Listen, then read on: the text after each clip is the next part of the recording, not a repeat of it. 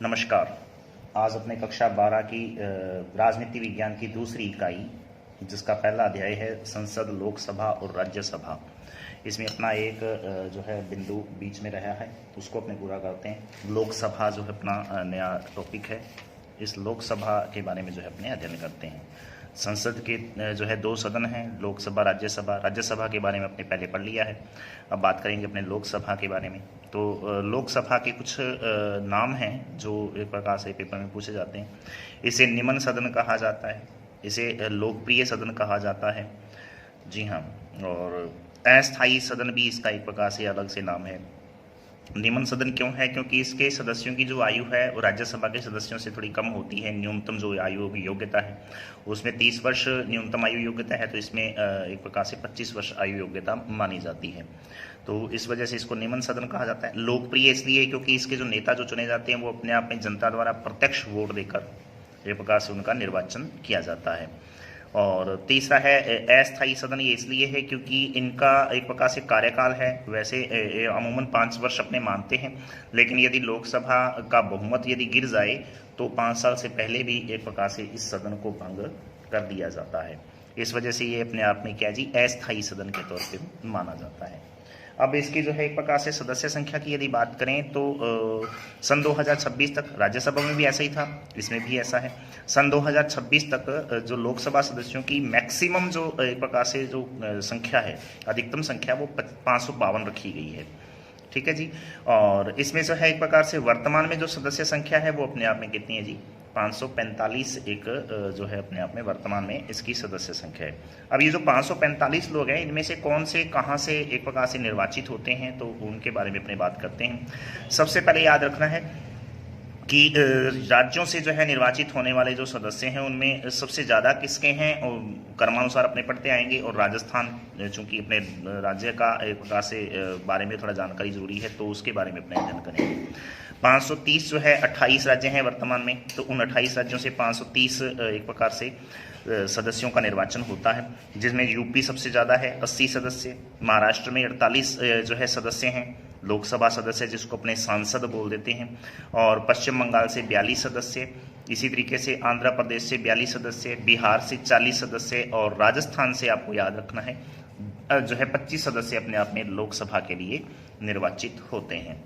उसके बाद में बचे हुए जो अपने दिल्ली पांडिचेरी और इस तरीके से टोटल जो 7 केंद्र शासित प्रदेश पहले थे, बाद में 9 हुए, फिर 8 हो गए हैं। तो उन जो है केंद्र शासित प्रदेशों से जो निर्वाचित होने वाले सदस्यों की संख्या वो 13 है।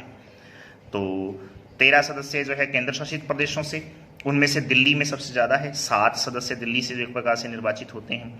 13 जो है टोटल अपने आप में केंद्र शासित प्रदेशों से हो गए 530। ये तो 530 और 13 543 हो गए। तो 543 लोगों का तो एक प्रकार से निर्वाचन होता है, जनता द्वारा उनको जो है चुना जाता है एक प्रकार से प्रत्यक्ष मतदान द्वारा। और इंपॉर्टेंट जो बात है वो ये है कि 2 एंग्लो इंडियन, अर्थात जो 2 आंग्ल भारतीय, जिनमें से माता या पिता में से कोई एक जो है संतान, माता या पिता में से कोई एक अंग्रेज या एक भारतीय जो है भारतीय हो और दूसरा जो है विदेशी हो, तो जो है उनमें से उनकी पैदाइश होने वाली जो संतानें हैं, उनमें से जो है कोई 2 ऐसे लोग एंग्लो इंडियन जो कहलाएंगे, तो वो आंग्ल भारतीय या एंग्लो इंडियन का जो है प्रकार से राष्ट्रपति द्वारा मनोनयन किया जाता है। ध्यान रखें, ये निर्वाचन नहीं होता है, मनोनयन होगा। ठीक है जी। तो 530 प्लस 13 543 और प्लस 2 एंग्लो इंडियन बराबर 545। तो 545 सदस्य वर्तमान में जो प्रकार से निर्धारित किए गए। ये कब चुने जाएंगे 2 एंग्लो इंडियन या जो मनोनीत होंगे? जब इन 543 लोगों में कोई 2 व्यक्ति एंग्लो इंडियन ना आए, यानी इन 530 और प्लस 13 इनमें से कोई एंग्लो इंडियन चुना नहीं जाता है, उस दौरान जो है इन 2 सदस्यों का क्या होगा जी, एक प्रकार से राष्ट्रपति द्वारा मनोनयन होगा। तो ये एक प्रकार से अलग से एक व्यवस्था की गई है, राष्ट्रपति इनको मनोनीत करेगा। अब यहाँ एक प्रश्न जो लॉजिकली एक प्रकार से बनता है वो ये है कि पेपर में पूछा जाता है राष्ट्रपति द्वारा संसद में कितने सदस्यों का मनोनयन किया जाता है। अब देखो यहाँ पे संसद बोला है, ना लोकसभा ना राज्यसभा। तो संसद का मतलब लोकसभा प्लस राज्यसभा दोनों को मिलाकर होगा। तो राज्यसभा में हमने पढ़ा था 12 सदस्य राष्ट्रपति द्वारा मनोनीत होते हैं, और लोकसभा में जो है 2 एंग्लो इंडियन मनोनीत होते हैं राष्ट्रपति द्वारा। तो 2 और 12 टोटल 14 हो गए। तो संसद के बारे में जब पूछेगा प्रश्न कि संसद में कितने सदस्यों को जो है मनोनीत करता है राष्ट्रपति, तो 14 उत्तर आएगा। यदि दोनों का अलग अलग पूछता है, जैसे संसद में लोकसभा के बारे में पूछा तो 2 एंग्लो इंडियन, ठीक है जी, और राज्यसभा की बात करता है तो फिर जो है 12 सदस्यों का जो है राष्ट्रपति द्वारा मनोनयन किया जाता है। ये थोड़ा अलग से अपने जो है इसको याद रखना है। तो उसके अलावा जो है अपने आगे जो है चर्चा बढ़ाते हैं इसकी, और वो ये है अब कुछ एक जो है एक प्रकार से जो सीटों के से संबंधित कुछ प्रावधान किए गए हैं भारत के संविधान में। तो भारतीय संविधान का अनुच्छेद है 330, कुछ एक दो हैं जो इंपॉर्टेंट है, अपने उनको पढ़ेंगे, बाकी नहीं। तो 330 जो अनुच्छेद है उसके तहत लोकसभा में सीटों के आरक्षण का प्रावधान किया गया है। चूंकि अपने देखा भी है कि एक प्रकार से जब सांप्रदायिक निर्वाचन प्रणाली को बढ़ावा दिया गया अंग्रेजों द्वारा, तो उसके बाद में जो है बहुत सारे जो है एक प्रकार से समुदायों को अपने आप में आरक्षण क्षेत्र अलग से दिए गए थे। लेकिन महात्मा गांधी और अंबेडकर के बीच में जो विवाद हुआ, उसके बाद में पूना पैक्ट यानी पूना समझौता दोनों के बीच में हुआ, तब भी जो है एक प्रकार से 1932 में एक प्रकार से ये 25 नवंबर 1932 को पूना पैक्ट होता है, पूना समझौता होता है। उसमें भी सीटों के एक प्रकार से आरक्षण की बात महात्मा गांधी द्वारा स्वीकार की गई थी, और बाद में जो है भारत का संविधान जब लागू हुआ, लिखा गया, उसमें भी जो सीटों का आरक्षण जो है लोकसभा में निर्धारित कर दिया गया था। अब इन 545 लोगों में से एससी के जो कैंडिडेट हैं उनकी संख्या 79 रखी गई है। एससी सदस्य जो है एक प्रकार से 79 सदस्य उसमें से चुने जाएंगे आरक्षण जो है एक प्रकार से सीटों में। और उसके बारे में एसटी जो है वो अपने आप में वो 41 सदस्य हैं, ऐसे हैं जो अपने आप में इस लोकसभा सीट के लिए आरक्षित होते हैं। अर्थात पूरे 545 जो है एमपी में से 41 सदस्य एसटी के, ठीक है जी, और 79 सदस्य जो है वो अपने आप में एससी के जो है चुने जाएंगे। तो 41 और 79 जो है 120 हो जाएंगे। तो 120 सदस्य ऐसे होंगे 545 में से जो अपने आप में आरक्षित श्रेणी के जो है कैंडिडेट अपने आप में इस लोकसभा सदस्य के तौर पे चुने जाते हैं, निर्वाचित होते हैं। उसके अलावा बात आती है अनुच्छेद 331 की। तो अनुच्छेद 331 आंग्ल भारतीयों को लोकसभा में सीट का प्रावधान, जो आंग्ल भारतीय जो अपने आप में अभी अपने मनोनीत करने की जो बात की गई थी, तो वो जो है 331 अनुच्छेद के तहत भारतीय संविधान में ये लिखा गया है कि 2 आंग्ल भारतीयों को एक प्रकार से लोकसभा में सीटों का प्रावधान जो है वो किया जाएगा। तो ये एक अलग से याद रखने वाली बात है। उसके बाद में ये आप चाहे मत याद करें, क्योंकि ये थोड़ा सा विधानसभा से संबंधित बातें हैं। ये अपने नेक्स्ट टॉपिक जब विधानसभा का पढ़ेंगे तब उसमें जो है आ जाएगा।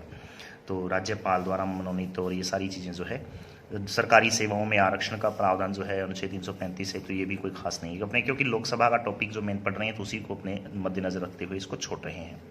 आगे है लोकसभा सदस्यों के कार्यकाल की बात। तो लोकसभा सदस्यों का कार्यकाल जो है याद रखेंगे, पेपर में ऑप्शन वाले पेपर में जो है ना एक प्रकार से कंपटीशन के लिहाज से क्या करते हैं जो है स्टूडेंट की 5 वर्ष देखा, डायरेक्ट इसको टिक किया और भर दिया। ऐसा नहीं है, ऑप्शन अपने को देखना होता है कि उसमें क्या लिखा हुआ है। याद रखेंगे लोकसभा सदस्यों का कार्यकाल अस्थायी होता है, हमेशा तलवार हमेशा लटकती रहती है इनके ऊपर। इसका मतलब ये हो गया कि लोकसभा सदस्यों का कार्यकाल तब तक रहेगा जब तक उनके दल का लोकसभा में विश्वास बना है, तब तक वो जो है अपने आप में अपने पद पर रह सकते हैं।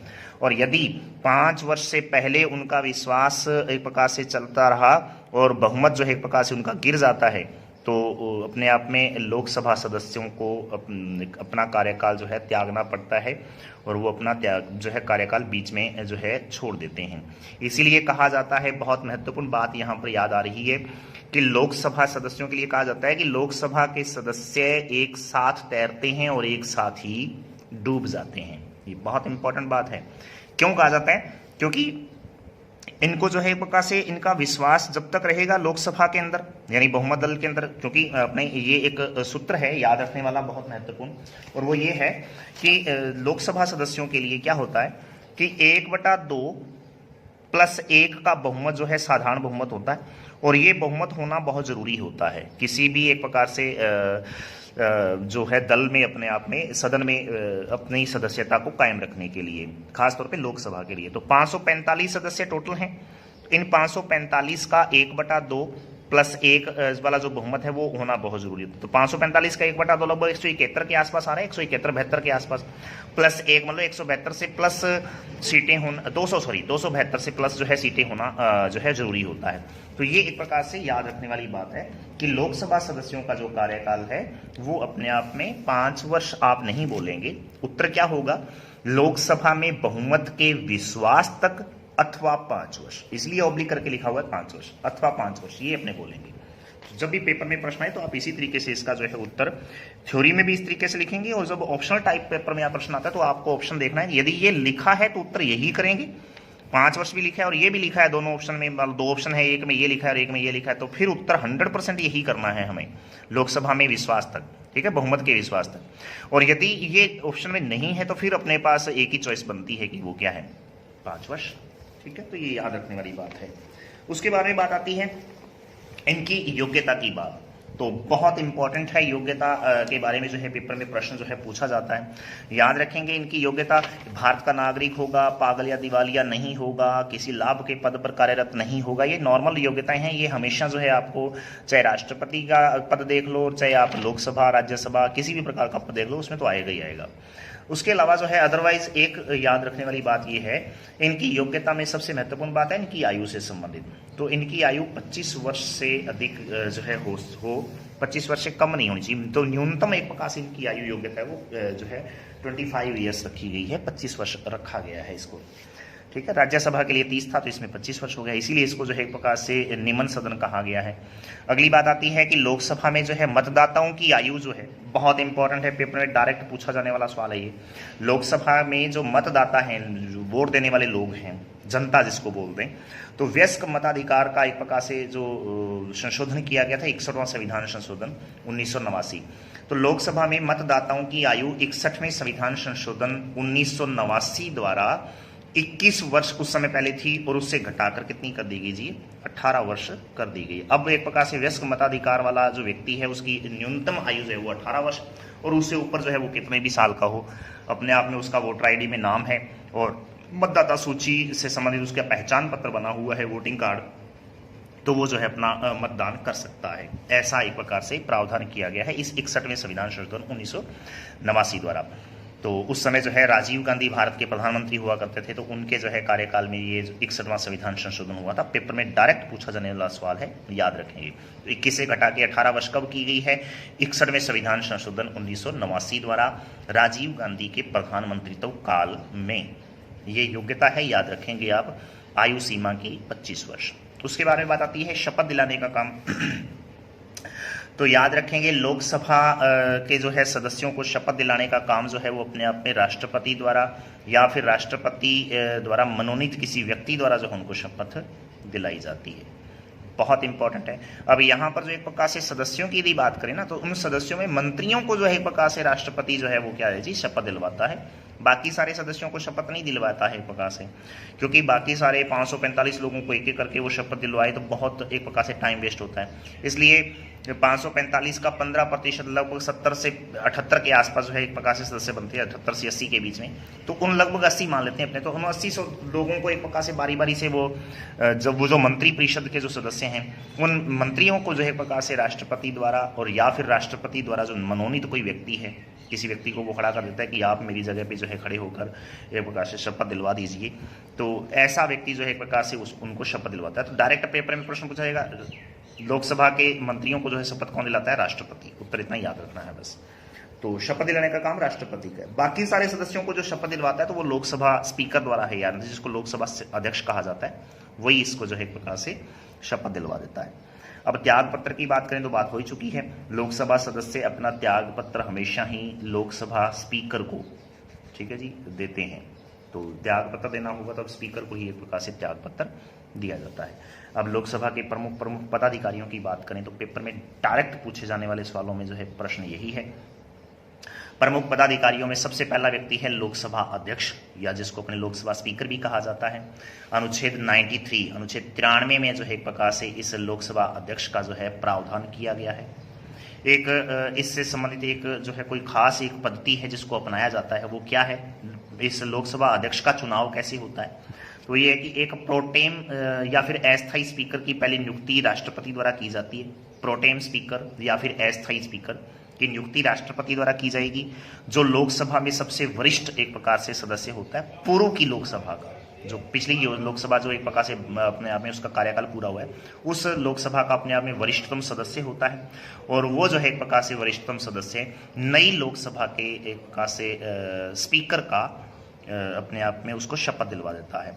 और लिखा भी है, यह नई लोकसभा के सदस्यों को शपथ दिलवाता है। प्रोटेम स्पीकर या अस्थायी स्पीकर कौन होता है? पिछली लोकसभा जो भंग हो चुकी है या जो जिसने अपना कार्यकाल पूरा कर लिया है, ऐसी लोकसभा का सबसे वरिष्ठतम एक प्रकार से पद के अनुसार कह लो या उम्र के हिसाब से कह लो या एक प्रकार से योग्यता के आधार पर कह लो, तो ऐसा कोई व्यक्ति जो वरिष्ठतम है, ऐसे सदस्य को राष्ट्रपति द्वारा जो है प्रोटेम स्पीकर नियुक्त किया जाता है। और उस प्रोटेम स्पीकर का एक ही काम है और अदरवाइज वो कुछ नहीं करेगा, एक ही काम है कि वो लोकसभा स्पीकर को एक प्रकार से जो है शपथ दिलवा देगा और बाद में लोकसभा स्पीकर जो है बाकी सारे सदस्यों को शपथ दिलवा देता है।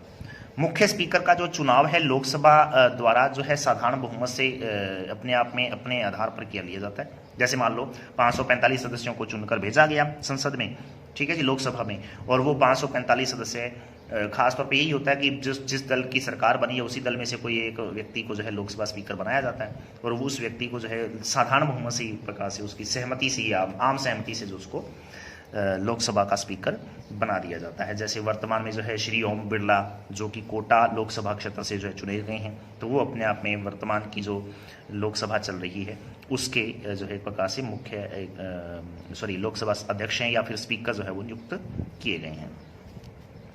अब कार्यकाल की बात करें तो सीधी सी बात है, कार्यकाल वो सेम ही है जो अपने ऊपर पढ़ के आए हैं लोकसभा का, चाहे वो अध्यक्ष है, चाहे वो जिसको अपने स्पीकर बोल रहे हैं, चाहे वो आम सदस्य है, सबका कार्यकाल तो लोकसभा के वही बहुमत के विश्वास तक अथवा 5 वर्ष ही होगा। पेमेंट की यदि बात करें, वेतन की बात करें तो 1,25,000 रुपये मासिक जो है एक प्रकार से इसका वेतन होता है, ठीक है जी। त्याग पत्र की यदि बात करें तो लोकसभा उपाध्यक्ष को जो है लोकसभा अध्यक्ष अपना त्याग पत्र देता है। पद से हटाने की प्रक्रिया की यदि बात करें तो लोकसभा के अविश्वास प्रस्ताव, याद रखेंगे, लोकसभा द्वारा अविश्वास प्रस्ताव उस व्यक्ति के खिलाफ कि आपके खिलाफ भाई लोकसभा को विश्वास नहीं रहा है, इसलिए आपके खिलाफ अविश्वास प्रस्ताव पेश किया जा रहा है और पेश होने के जो है 14 दिन पूर्व उसको सूचना देनी पड़ती है कि भाई फला दिन आपको जो है प्रकार से लोकसभा पद से हटा दिया जाएगा, अध्यक्ष पद से हटाया जाएगा और साधारण बहुमत द्वारा ही उस व्यक्ति को पद से हटाया जा सकता है। जैसे मान लो एक प्रकार से श्री ओम बिरला जी के ऊपर जो है एक प्रकार से लोकसभा को विश्वास न रहे तो अविश्वास प्रस्ताव उनके खिलाफ पेश होगा और 14 दिन जो है पहले उनको बता दिया जाएगा और बाद में जो है 14 दिन बाद में जब वो जाएंगे संसद में तो उनको जो है साधारण बहुमत से इस अध्यक्ष पद से उनको हटाया जा सकता है। याद रखेंगे, उनको अध्यक्ष पद से हटाया जा रहा है, न कि लोकसभा सदस्य पद से। लोकसभा सदस्य पद से नहीं उनको हटाया जा सकता, उनको सिर्फ और सिर्फ जो है क्या है जी, उनको अविश्वास प्रस्ताव द्वारा अध्यक्ष पद से जो है एक प्रकार से उनका इस्तीफा जो है उनको जो है देना पड़ सकता है। जी हाँ, उसके बाद में जो है बात करते हैं अपने इस स्पीकर के जो है मुख्य मुख्य कार्यों की। तो स्पीकर के जो मुख्य कार्य हैं, पेपर में पूछे जाने वाले सवाल हैं, डायरेक्ट प्रश्न तो यहीं से एक प्रकार से इस लोकसभा स्पीकर पे यदि आता है तो वो यहीं से होता है और वो ये है इसके कार्यों की यदि बात करें एक तो अनुच्छेद 100 आपको याद रखना है, 100, इसके अंतर्गत जो है निर्णायक मत देने का अधिकार स्पीकर के पास होता है। मान लो लोकसभा में एक प्रकार से किसी जो है मुद्दे पर एक प्रकार से बात आ रही है किसी वोटिंग की, किसी भी साधारण विधेयक पर या विशेष विधेयक पर अपने आप में वोटिंग की जा रही है और उस वोटिंग में, उस मतदान में वोट बराबर हो जाते हैं, 2 से एक तरफ 2 से एक तरफ, मान लो ऐसा हो जाए, तो फिर जो है हाँ या ना में पक्ष या विपक्ष में किसी भी एक को जो है चुनने का अधिकार केवल और केवल स्पीकर को होगा, तभी वो एक प्रकार से वोट दे पाएगा, अन्यथा वो वोट नहीं दे सकता। जब तक मतदान बराबर नहीं होगा तब तक लोकसभा स्पीकर वोट नहीं दे सकता। स्पीकर वोट तभी देगा जब अपने आप में निर्णायक मत तभी देगा, तभी निर्णायक है ना ये, क्योंकि वोट कब दे रहा है, जब स्थिति बराबर हो जाए, एक प्रकार से इक्वल हो जाए जब वोटिंग, तब जो है वो निर्णायक मत देगा। वो चाहे पक्ष में दे विपक्ष में दे वो उसकी मर्जी है, लेकिन एक प्रकार से निर्णायक मत देने का अधिकार है अनुच्छेद 100 के अनुसार। इंपॉर्टेंट जो है अनुच्छेद है 108, इसके तहत वो क्या करता है, संयुक्त अधिवेशन की अध्यक्षता करता है। अब ये संयुक्त अधिवेशन क्या होता है? लोकसभा और राज्यसभा पर किसी भी मुद्दे पर एक प्रकार से असहमति पैदा हो जाती है, खास तौर पे साधारण विधेयक पर। साधारण विधेयक पर लोकसभा और राज्यसभा में कोई मतभेद पैदा हो जाता है। वित्त विधेयक, धन विधेयक की बात नहीं है, सिर्फ और सिर्फ साधारण विधेयक की बात कर रहा हूं। साधारण विधेयक पर जब लोकसभा और राज्यसभा में मतभेद पैदा हो जाता है, तब राष्ट्रपति जो है अनुच्छेद 108 के तहत संयुक्त अधिवेशन बुलाता है, आहूत करता है। आहूत मतलब बुलाना, आहूत करता है, बुलाता है। और उसी अनुच्छेद 108 अनुच्छेद के तहत उस बुलाए गए लोकसभा और राज्यसभा के संयुक्त अधिवेशन की अध्यक्षता केवल और केवल कौन करेगा जी? लोकसभा अध्यक्ष करेगा, स्पीकर करेगा। ये उसका मुख्य काम है, मोस्ट इंपॉर्टेंट कार्य है ये उसका। अब देखो, राज्यसभा का जो है एक प्रकार से अध्यक्षता सीधी सी बात है सभापति महोदय करते हैं। सभापति कौन है? जो देश का उपराष्ट्रपति, क्योंकि राज्यसभा का जो पदेन सभापति कौन होता है? देश का जो उपराष्ट्रपति होगा वही उसका पदेन सभापति होता है। तो लोकसभा राज्यसभा का जब संयुक्त अधिवेशन आता है तो फिर जो है उपराष्ट्रपति उसकी जो है अध्यक्षता नहीं करता है, उसकी अध्यक्षता लोकसभा स्पीकर द्वारा की जाती है। ये मोस्ट इंपॉर्टेंट कार्य है, अनुच्छेद 108 के तहत आपको इसको बहुत अच्छे तरीके से याद कर लेना है। उसके बारे में बात आती है, कोई विधेयक धन विधेयक है या नहीं, उसका प्रमाण पत्र जो है एक प्रकार से जारी करने का काम भी इस लोकसभा स्पीकर का है, अनुच्छेद 110 के तहत। अनुच्छेद 110 कहता है धन विधेयक का प्रमाण पत्र वो जारी करेगा। कोई विधेयक धन विधेयक है या नहीं, इसकी जांच करेगा वो लोकसभा स्पीकर जो है। क्योंकि हम ये पढ़ते हैं कि भारतीय संसद के संविधान में ये स्पष्ट तौर पे लिखा है कि भारत का जो एक प्रकार से जो साधारण विधेयक है वो लोकसभा या राज्यसभा किसी में भी पेश पहले किया जा सकता है, प्रस्तुत किया जा सकता है, और वहां पारित होने के बाद में दूसरे सदन में जाएगा वो। जैसे मान लो कोई साधारण विधेयक कोई सा भी हो तो उसको पहले जो है लोकसभा में जो है जाने दो, चाहे उसको पहले राज्यसभा में पेश कर दो, एक ही बात है, दोनों में से कहीं भी हो जाएगा। लेकिन जब बात आएगी धन विधेयक की, तो धन विधेयक केवल और केवल पहले लोकसभा में ही प्रस्तुत किया जाएगा, वहां पारित होने के बाद जो है वो राज्यसभा में जाएगा। तो लोकसभा में पहले जाएगा। तो ये कोई विधेयक धन विधेयक है या नहीं है, इसकी जांच करने का काम जो है अपने आप में अनुच्छेद 110 के तहत स्पीकर का है। ये भी इसका मुख्य कार्य है। तो ये तीन इसके मुख्य कार्य।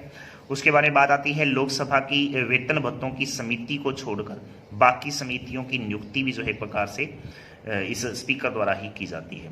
लोकसभा में जो वेतन भत्तों की समिति है, उस समिति को छोड़कर बाकी जितनी भी समितियां हैं लोकसभा की, उन लोकसभा समितियों की नियुक्ति करने का जो काम है वो अपने आप में इस लोकसभा अध्यक्ष का होता है। तो ये मुख्य कार्य हैं, आप इनको जो है थोड़ा सा याद कर लेंगे।